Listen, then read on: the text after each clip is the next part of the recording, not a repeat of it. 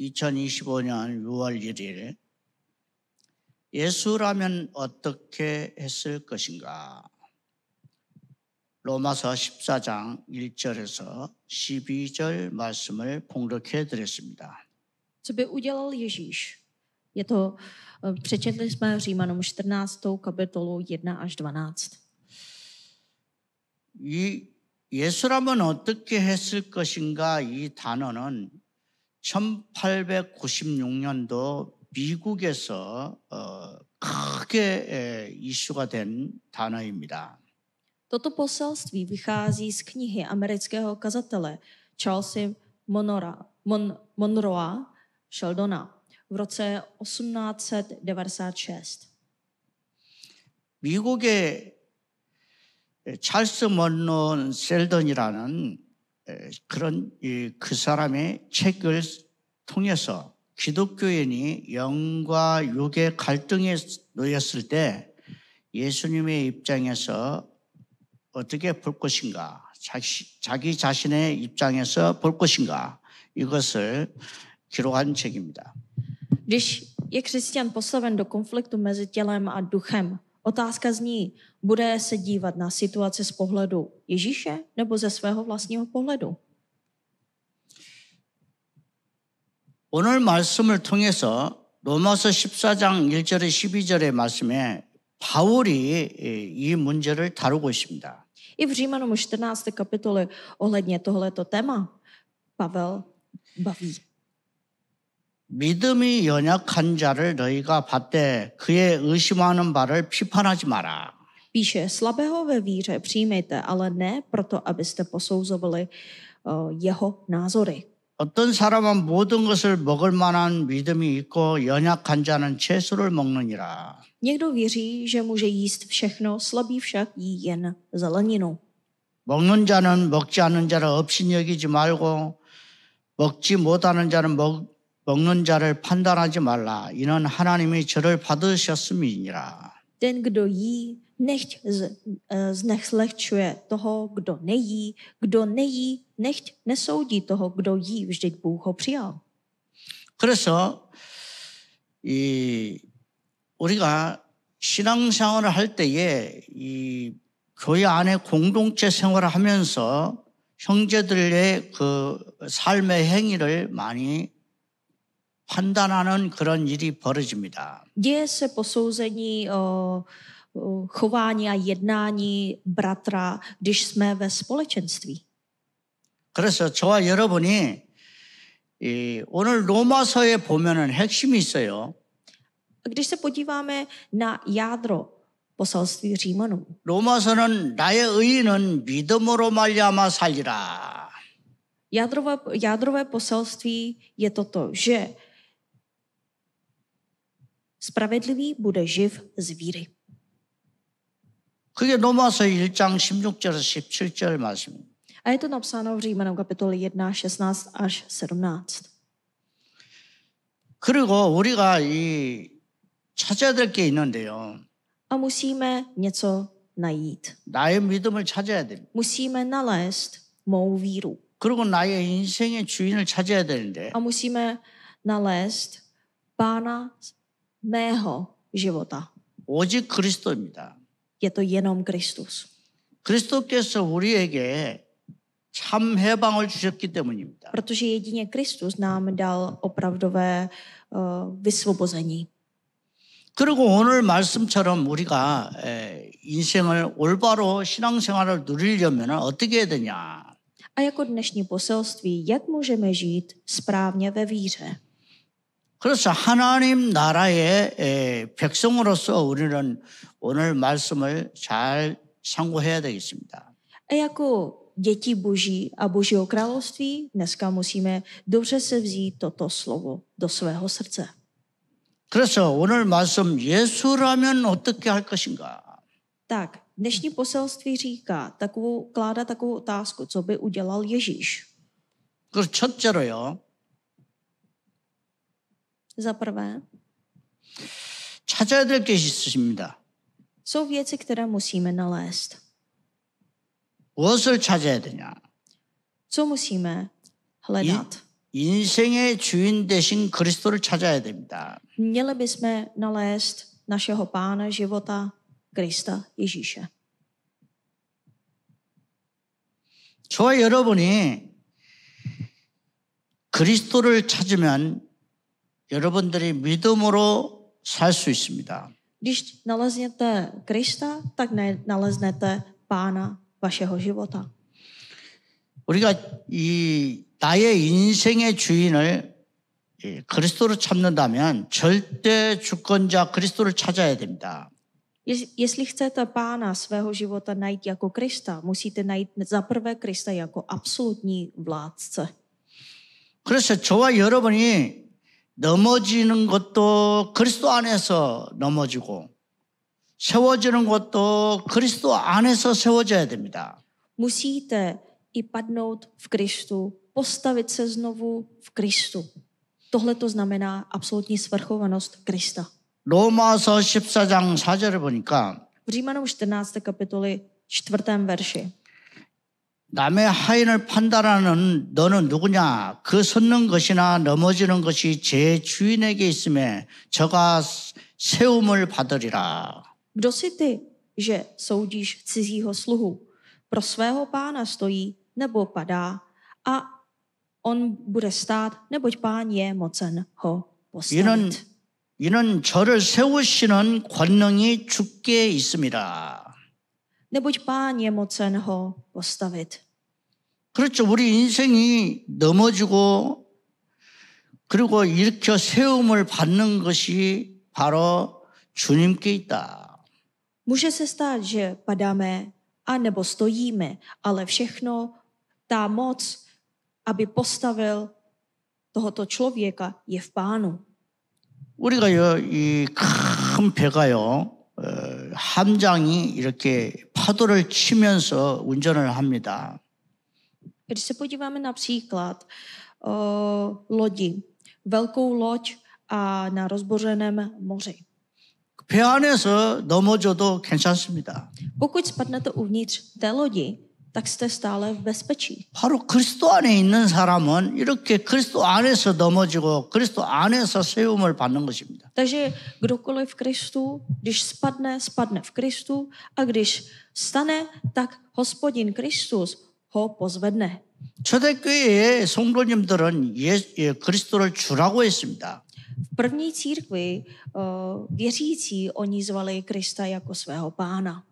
이 그리스도를 말하는 것입니다. Pán znamená je to Kristus. 그래서 이 시편 139편 1절에서 4절까지 보면은 여호와 주께서 나를 감찰하시고 아셨나이다. Když se podíváme na žalmy 139, 1 až 4, tam je to napsáno: Hospodine, ty jsi mě rozptyloval a znáš mě. 주께서 나의 앉고 일어섬을 아시며 멀리서도 나의 생각을 통촉하시며. Čtu znovu. Hospodine, ty jsi mě vyspytoval a znáš mě, ty víš, kdy si sedám a kdy vstávám.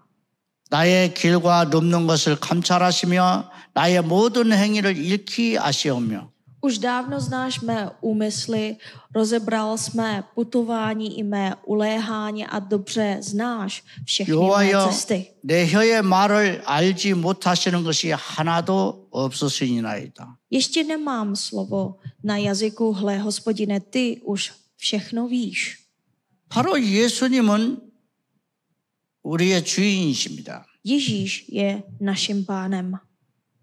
그래서 절대 주권자 그리스도를 찾으면 우리는 그 안에서 이제 그리스도의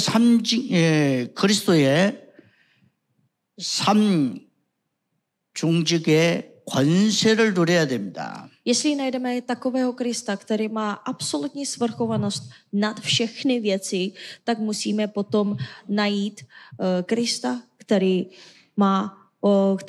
naplnil trojí úřad. 로마서 14장 9절에 이렇게 말씀을 하고 있습니다. V Římanům 14. kapitoli 9. verši 이를 위하여 그리스도께서 죽었다가 다시 살아나셨으니 곧 죽은 자와 산 자의 주가 되려 하심이니라. Vždyť proto Kristus zemřel a ožil, aby se stal pánem mrtvých i živých. 바로 그리스도란 말은 참 선지자입니다. Kristus znamená, je to pravý prorok. 베드로전서 3장 18절에 이렇게 말씀하고 있습니다.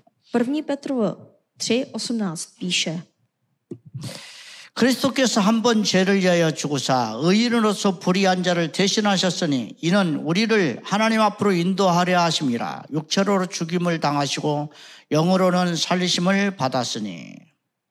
Vždyť i Kristus jednou provždy trpěl za hříchy spravedlivý, za nespravedlivé, aby vás přivedl k Bohu. V těle bys byl sice usmrcen, ale v duchu obživen. 그리스도란 말은 참 제사장이라는 뜻입니다. Kristus znamená pravý kněz.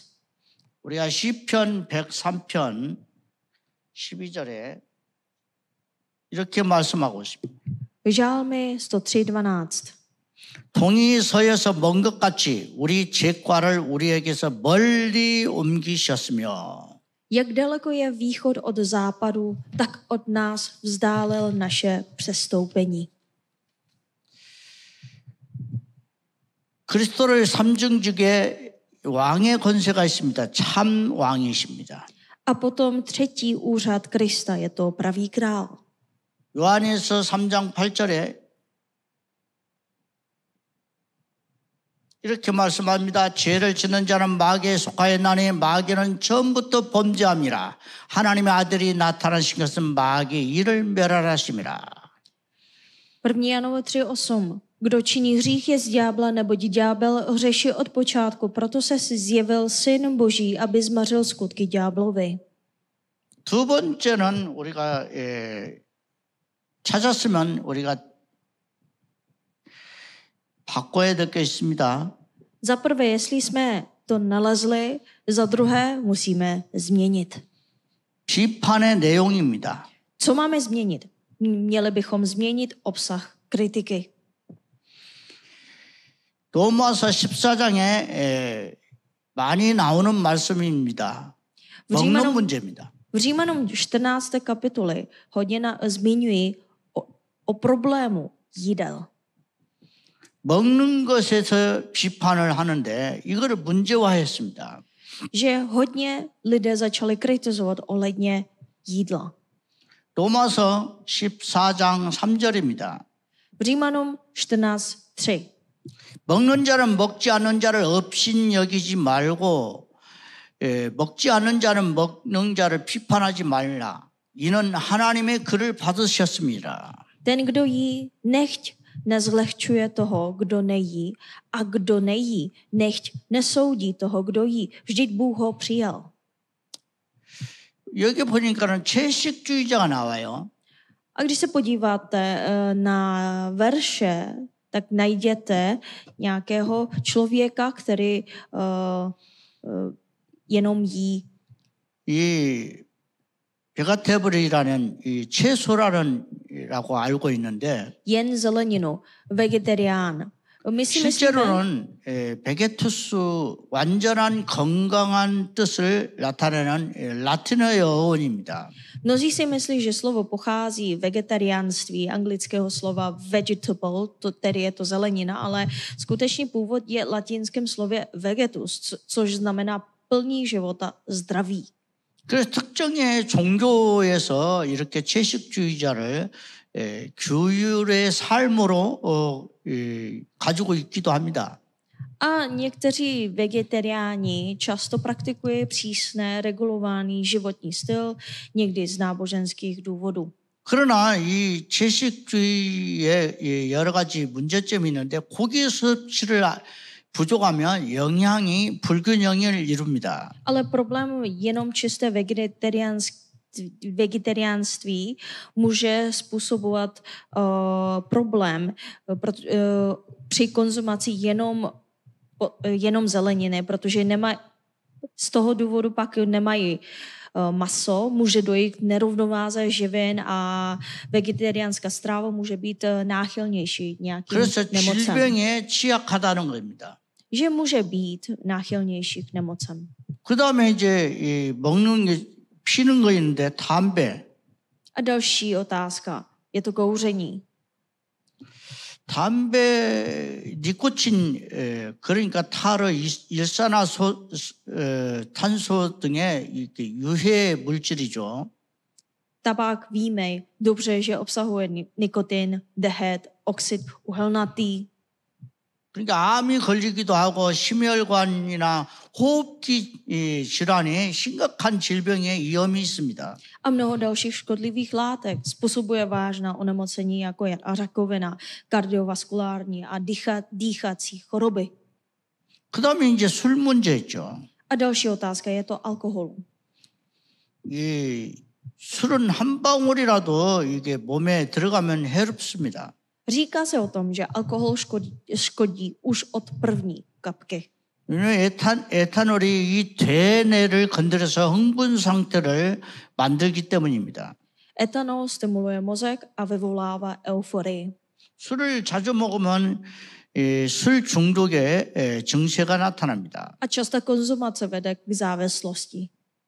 그런 중독이 되면 정신적으로 신체적으로 장애를 남기게 됩니다. A dlouhodobě pití způsobuje psychické i fyzické poškození. 그러니까 이 생각하는 사고가 정리가 잘 안 되고 기억력이 자꾸 떨어집니다. Ztrátí úsudků, snížení paměti, narušení vyšších citů a sobectví. 그래서 술을 많이 먹게 되면 신체적으로 이 만성 위염이나 다발성 신경염, 통풍, 떨림이 그냥 평형 장애가 비틀거리는 그런 장애가 오기도 하는 것입니다. A potom na tělesné úrovni může dojít k chronické gastritidě, polyneuropatii, dýně, třesu a poruchám rovnováhy. 그다음에 우상 제물에 대해서 A další je to maso obětované modlám. 과거나 지금이나 우상에게 드려진 제물이 있습니다. I v minulosti, i současnosti lidé dávají nějaké maso při rituálech uctívání svých bohů. 고린도전서 8장에 잘 나와 있죠. A v 1. Korinským 8. kapitole dobře píše, 고린도에서 이렇게 우상 제물을 제단에 우상 제물로 드렸다가 그거를 시장에 또 가져다가 팔았습니다. dělo se to v Korintu, že oni po obětování maso modlám pak přinesli na trh a prodávali. 그런데 그거를 먹어도 되냐, 먹어도 되냐 그 말입니다. A velká otázka znělo tak, jestli můžeme jíst maso obětované modlám nebo ne. 근데 그거를 먹을 만한 믿음 있는 사람이 있고 믿음이 없는 사람도 있고 그렇습니다. No, ale problém v tom bylo, že byli věřící, kteří měli víru, kteří mohli jíst to maso, a byli i věřící, kteří měli málo víry nebo slabou víru, že nechtěli si dát to maso obětované modlám. 그런데 우리가 여기서는 믿음으로 가능하다 하는 사람들은 그렇지 않다 하는 사람들이 있지만 믿음의 양심대로 하라는 것입니다. A dělala se skupina tak, že která říkala, že je v pořádku to jíst, a druhá, která říkala, že by se to nemělo jíst. Ale Pavel tady odpovídá, aby každý jednal podle svého svědomí ve víře. 여러분이 이것을 이 비판 때문에 자꾸 사람들이 어디에 빠져 있냐? 비판하지 말아야 되는데 비판에 빠진다는 겁니다. Problém je to, že skrze takové debaty lidi padají na souzení. Bible říká, nesuďte. 아디아포라라는 그런 단어가 있는데 이거는 차이가 별로 없고 무관하다는 것입니다. Pavel používá slovo adiafora. To znamená bez rozdílu, nepodstatné. Znamená, to nejedná se ani o správné, ani o špatné. 차이가 없는데 옳은 것도 아니고 틀린 것도 아니라는 뜻이에요. Takže tam není rozdílu. Takže tam není správný, nic správného ani špatného. 도덕적으로 중립성에 관한 것을 언급할 때 이 단어를 씁니다. Tohle to zahrnuje věci spojené s morální neutralitou. 중요한 거는 하나님의 자녀는 하나님께서 그 사람을 받으셨다는 거예요. Nejdůležitější pravda je to, že neboť Bůh ho přijal. 하나님이 그를 받으셨다. Bůh ho přijal. 하나님이 그를 환영하고 기뻐하신다는 뜻입니다. Bůh ho přijal, má ho rád a přijal k sobě. 시장에서 파는 것을 먹든지 아니 먹든지 간에 우리는 그것을 판단하지 말라는 것입니다. Protože Bůh ho vítá, raduje se z nich, takže to není naše věc, abychom soudili, buď jestli jedl maso obětované modlem, nebo ne. 두 번째로는 비판 내용이 뭐냐면 절기 문제였습니다.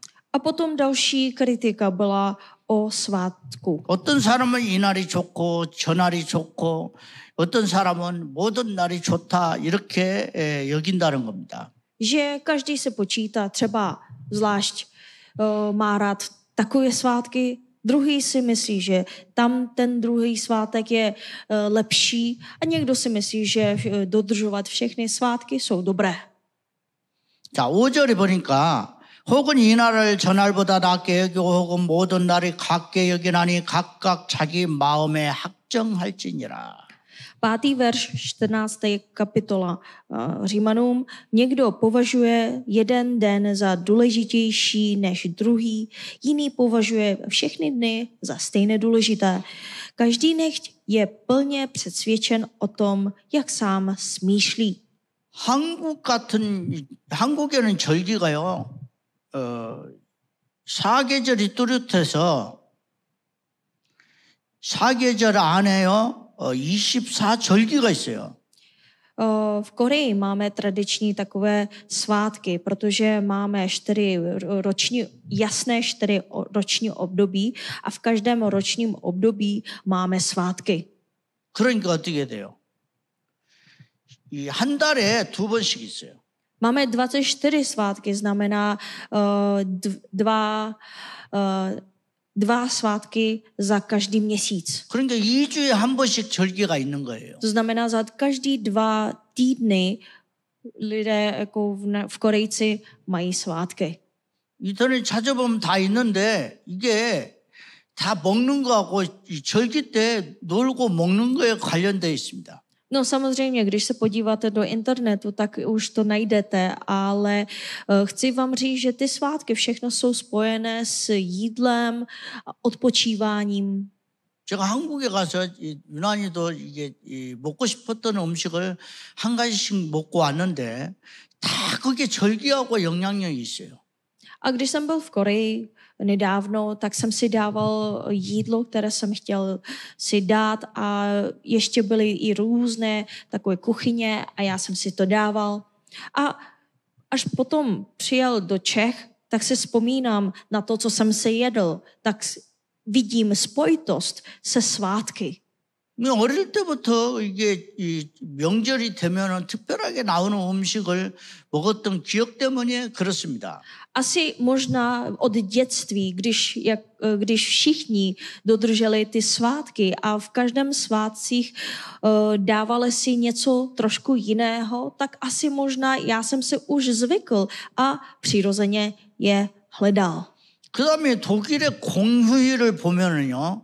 이 6가지를 이 모든 지역에서 다 지키는 그 절기가 있더라고요. A když se podíváme ty státní svátky, například v Německu, ty svátky, když se podíváme na seznam těch svátků, tak vidíme, že jsou i svátky takové obecné nebo všude v Evropě dodržený. 그것이 부활절하고 관련이 많아요. A svátky mají hodně souvislostí 그러니까 네 가지는 부활절에 s 관련돼요. Velikonocem.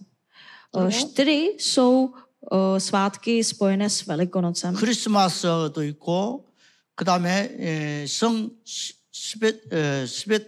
스테파노 그러니까 스테반 주일도 있어요.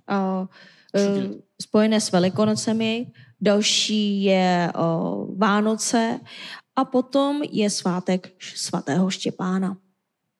그러니까 서방에 있는 그 서유럽 쪽하고 동쪽 유럽 쪽은 하루 날짜가 틀려요. Ale viděl jsem, že svátek svatého Štěpána se dodržuje západ a východ trošku na jiný den, ale slaví svátek svatého 중요한 Štěpána. 거는 뭐예요? 성경에 나와 있는 그 부활절과 그리고 예수님 탄생과 그리고 스데반에 관련된 6가지는 다 공통으로 지키고 있었습니다. Viděl jsem jako hlavní. Chci říct, že ty svátky byly dodrženy, které byly souvislostí rození Ježíše, smrtí a vzkříšení Ježíše a potom Štěpána. 부활절 되면 다들 뭐 어디로 갑니다. Když jsou Velikonoce, tak všichni jdou někam na dovolenou. 교회도 안 모이고 그냥 어디로 놀러 갑니다. Nechodí do církve, ale jdou někam do ciziny. 그러면 체코에도 그 얀누스 지키는 날이 있지 않습니까? Den svatého. 자, 우리가 절기 문제는 각 지역과 나라마다 다 있어요. V Čechách slavíme den Jana Husa. A každý národ má nějaké svátky, které dodržují. 그런데 이 본질의 문제를 확인해야 됩니다. No ale vždycky měli bychom si potvrdit záležitosti podstatné. 본질 문제는 핵심만 붙들으라는 겁니다. Záležitosti podstatné nám říká, držte se jen toho, co je jádrem. 창세기에 보면은 창세기 3장 15절. Když se podíváte na Genesis, tak tam je jádro poselství, jaderné poselství. Je to Genesis 3:15. 출애굽기에 3장 18절 희생제사를 드리라. V Exodu 3:18 jděte, dávejte oběť krve. 그리고 이사야 포로 시대 때는 임마누엘 언약을 잡아라. V době zajetí Izajáš píše, že uchopte za zaslíbení potomka ženy Immanuel. 그리고 마태복음 16장 16절 주는 그리스도 살아계신 하나님의 아들이십니다. A v Novém zákoně přišel ten Ježíš, že Ježíš je Kristus a ten syn Boha živého. 그리고 절기 문제는 이 본질을 제대로 중심을 잘 잡아야 됩니다. A všechny svátky měly by se to směřovat, abychom se mohli opravdu soustředit na podstatné záležitosti. 먹는 문제, 절기 문제를 계속 얘기하고 계속 대화하다 보면은 본질 문제 때문에 성경의 내용을 다 놓칠 수가 있는 것입니다. A během dohadování ohledně jídel, ohledně svátků, tak pak tohleto nám může odchýlit od podstatných věcech a potom přijít takové nepochopitelným závěrům. 골로새서 2장 16절에 보니까 그러므로 먹고 마시는 것이나 절기나 조하루나 안식일을 이유로 누구든지 너희를 비판하지 못하게 하라. V Koloským 2:16 píše, ať vás tedy nikdo nesoudí pro pokrm a pro nápoj, nebo kvůli svátkům, novolůní nebo sobotám. 코로나 시기 때요. 교회 이렇게 모이는 때 2m, 3m 이렇게 떨어져 있어야 된다 하니까 교회에서 이 사람들이 다 모일 수가 없었어요. Například během období covidu bylo tady nařízení, aby každý mezi osobou, abychom museli dodržet rozestup. 그러니까 교회에서 매일매일 예배를 드리면서 나눠서 드립시다. 매일 예배를 드리자 이런 주장이 나왔습니다. A někteří navrhli, aby se bohoslužby konaly ve všechny dny. 그러니까 주일날 예배를 드려야지 이렇게 주장이 나온 것입니다. A někdy se stalo, že nebylo možné se všichni sejít v neděli, ale jiní však silně protestovali, že to nejde. Bohoslužba musí být v neděli. 우리가 이렇게 비판 내용 중에 또 한 가지가 있는데 그것이 사람 문제입니다. A potom další obsah na kritiku je to o lidech. 남의 하인이 있는데 남의 하인을 자꾸 비판합니다. Že někteří, oni soudí cizího služebníka. 이 하인은요 주인이 시키는 대로 해야 돼요. Služebník musí dělat to, co jeho pán řekne. 뭘 하다가 그만둬도 넘어져도 실패해도 다 주인에게 권세가 있는 것입니다. I když ten služebník něco dělá špatně nebo něco dělá dobře nebo v průběhu třeba zastaví, padá, vstává, všechno má moc ten pán. 그리고 형제를 비판하지 말아야 되니 각자 사정이 다 있어요. A nemáme soudit svého bratra, protože každý má svoje situace. 그래서 형제의 눈 속에 있는 티를 보고 비판하지 말아야 됩니다. A neměli bychom soudit podle trysku v oku z našeho bratra. 교회에 가보면은 주장이 있어요. 서로들 주장. A když přijdeme do církve, každý má svůj názor. 어떤 교회에서 카페트를 까는데 이 카페트 이렇게 빨간 카페트가 있고 시원한 파란 카페트를 깔자 두 파트가 생겼습니다.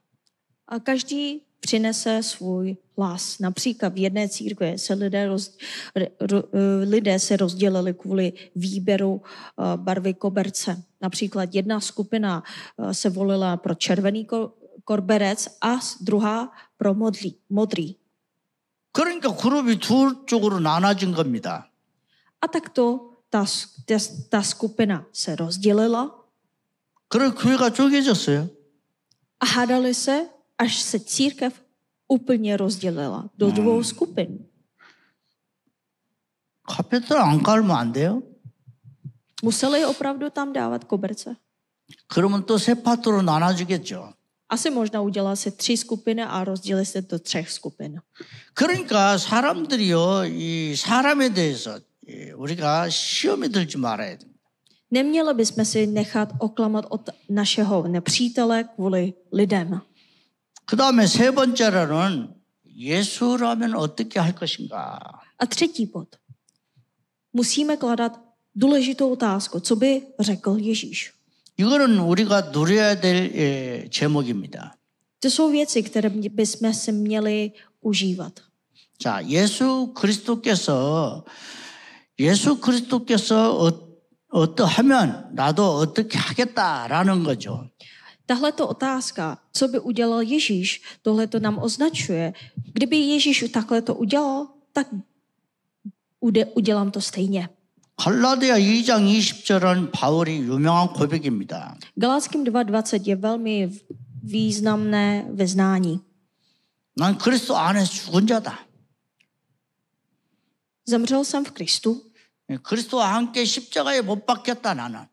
a s Kristem jsem ukřižován. 십자가에서 나는 다 죽었다. Zemřel jsem na kříži spolu s Kristem. 그래서 그리스도 안에서 나는 다시 살아야 된다. A v Kristu musím oživit. 로마서 6장에 11절에 그래 나와 있어요. V Římanům 6. kapitole 11. verši píše. 그리스도 안에서 하나님에 대해서 나는 살아있는 사람이다. Takže tak i vy se považujte za mrtvé hříšnou, ale za živé v Bohu, Kristu Ježíši, našem Pánu. 이제는 죽었으나 살아있으나 다 주의 뜻대로 살겠다는 겁니다. Ať žijeme nebo umíráme, jsme Pánovi a žijeme nebo umíráme ve vůli našeho Pána. 그리스도께서는 우리의 주인이십니다. Kristus je náš Pán. 바울이 그렇게 말했습니다. 이제는 죽으나 사나라는 주님의 것이다. Pavel vyznává, neboť žiju nebo umírám. Prostě je to všechno v Pánu. 예수님께서 율법에서 우리를 완전히 해방시키기 위해서 율법을 완성하셨어요. Kristus, on, aby nás osvobodil od zákona, naplnil zákon. 마태복음 5장 17절입니다. Matouš 5. kapitola. 형제를 업심 여기지 말아야 됩니다. Neopovrhujte svým bratrem, 다 우리가 하나님 앞에 서야 되기 때문입니다. protože všichni staneme před Bohem. 누리십시오. Užijte si ho. 형제를 절대로 업신 여기지 말고 비판도 하지 마라. Že ani neopovrhujte svým bratrem, ani nesuďte. 아멘입니다. Amen. 저는 누가 저를 욕해도 내가 갱신해야 되겠다 생각합니다. Když někdo mě kritizuje, tohleto beru jako bod obnovy. 회개하면 됩니다. Přijďte a čiňte pokání. 나의 일을 돌아보면 됩니다. Dívejte se zpět na svoje jednání. 회개. 그리고 저와 여러분은 오로지 기도해야 됩니다. A co bychom museli udělat? Měli bychom se jen modlit. 저와 여러분이 이 땅 끝까지 복음을 증거해야 됩니다. Máme takový úkol, abychom mohli předávat evangelium do konce světa. 저와 여러분이 구원받고 이제는 이 복된 소식을 다른 사람에게도 전달해야 됩니다. Spasení, které jsme přijali, musíme i předávat ostatním lidem a až do končin země. 전도 운동을 가장 잘한 데가 안디옥 교회입니다. Kde byla největší evangelizační hnutí a v jaké církvi provedli nejlepší evangelizační hnutí? 안디옥 교회처럼 팀을 구성해서 여러분이 계속 전도 운동을 하시기 바랍니다. Byla církev Antiochie. Antiochie udělala pro evangelizační hnutí speciální tým a z toho důvodu modlete se tak, abyste taky mohli vytvořit tým. 예수라면 어떻게 했을 것인가? 이게 미국에 가장 큰 영향력을 줬습니다. Ta otázka, co by udělal Ježíš, tohle to hodně změnila Ameriku. 바울은 주장합니다. 오직 믿음, 오직 그리스도, 오직 하나님이다라. Pavel, on říká, že skrze jenom víry, skrze jenom Krista, skrze jenom Božího království. 우리가 찾아야 될 것은 인생 주인 되신 그리스도입니다. Měli bychom nalézt pravého našeho pána, našeho života, je to Kristus. 그 절대 주권 되신 그리스도를 누리셔야 돼요.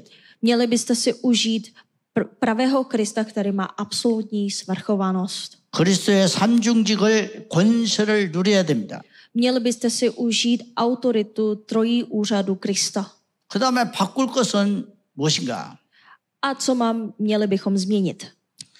먹는 거, 절개 문제, 사람 문제 절대로 우리는 그것을 따라가지 말고 여러분의 믿음의 양심을 따라가시기 바랍니다. Neměli bychom následovat kritiku otázkou jídla, svátky a lidí, ale měli byste si vést podle svědomí ve víře.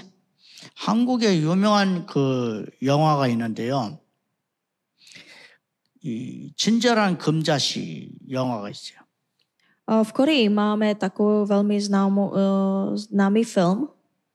그래서 거기서 이 영화 배우 주인공이 뭐라면 너나 잘하세요. 그러니. A co ta hlavní postava říká, to je paní, a ona říká, ať měj si zájem na svoje věci. 우리는 누릴 거, 내 자신이 누려야 될 것을 확인해야 되겠습니다. A proto měli bychom se soustředit na ty věci, které bychom si opravdu měli užít. 문제 속에는 답이 있고 갈등 속에 갱신하면 됩니다. Když máte problémy, tohleto je odpověď, a když máte konflikty, to vám ukazuje, abyste si museli obnovit. 우리가 예수라면 어떻게 했을 것인가? Přemýšlejte si, co by udělal Ježíš. 승리하는 한 주간 되시기 바랍니다. Přeji vám tento týden velké vítězství. 기도하겠습니다. Pojďme se modlit. 나의 인생이 그리스도 안에 있음을 감사드립니다. Děkuji Boží, že můj život je v Kristu. 나의 인생이 그리스도 안에서 다시 일어날 것을 믿습니다. Věřím, že můj život se v Kristu znovu postaví. 그리스도의 권세가 내 삶에 적용되게 하옵소서. Dej, ať se v mém životě projeví trojúřad Krista, prorok, kněz a král. 먹는 문제, 절기 문제, 사람 문제 속에 비판이 아니라 본질을 찾게 하옵소서. Pomoz mi vidět podstatu a ne kritizovat v otázkách jídla, svátku a vztahu. 나는 그리스도 안에서 죽은 자요 산 자입니다. Jsem ten, kdo v Kristu zemřel i vstál. 사나 죽으나 주의 것임을 고백합니다. Vyznávám, že ať žijí nebo umírám, patřím 나 Pánu. 자신을 되돌아보고 겸손하게 남을 낮게 여기게 하옵소서. Dej mi pokoru, abych se zkoumal a pokládal druhé za přednější. 주님의 손이 함께하는 안디옥 교회를 시작하게 하옵소서. Pomoz mi začít církev jako v Antiochii, kde působí ruka Páně. 예수 그리스도의 이름으로 기도를 드립니다. Modlím se ve jménu Ježíše Krista. 아멘. Amen.